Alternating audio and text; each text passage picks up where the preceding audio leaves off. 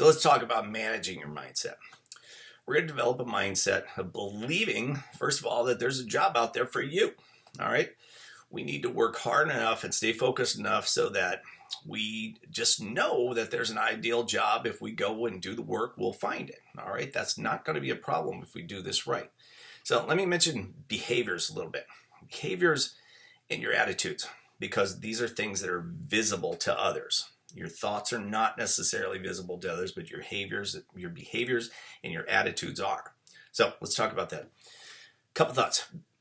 Our thoughts become our words become our actions become our behaviors become our character, and our character becomes our destiny.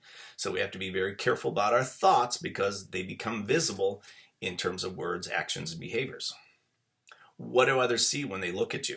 What's visible? We need to be careful about managing what that looks like. Does that make sense? If somebody looks like we're down and depressed and bummed out, why would I hire this person, who's down and bummed out and depressed?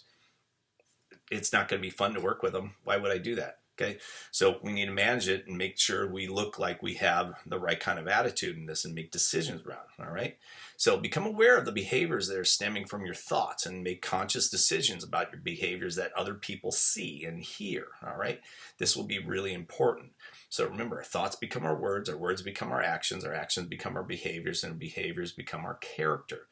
Your behaviors are critically important to your success. Having a bad attitude is one of the best ways to make sure you don't get a job. Just plain and simple.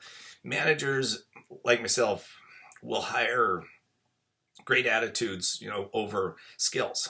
Skills are important, but skills can be taught over time. Attitude and interest cannot be taught, nearly as easily. In fact, it's really, really hard to change somebody's attitude. If they're just pissed off all the time, that's just how they are. And you may not be able to change that to any great degree. So I'm sure you've seen situations like that. They don't have a whole lot of classes on attitude adjustment, maybe anger management class, but believe me, you don't want to hire somebody who just got out of an anger management class.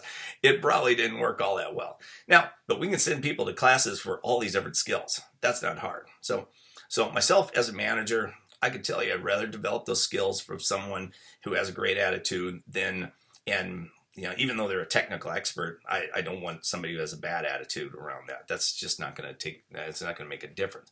So people simply don't want to be around somebody who is looking for sympathy or begging for a job. Okay, so be careful about how you approach it.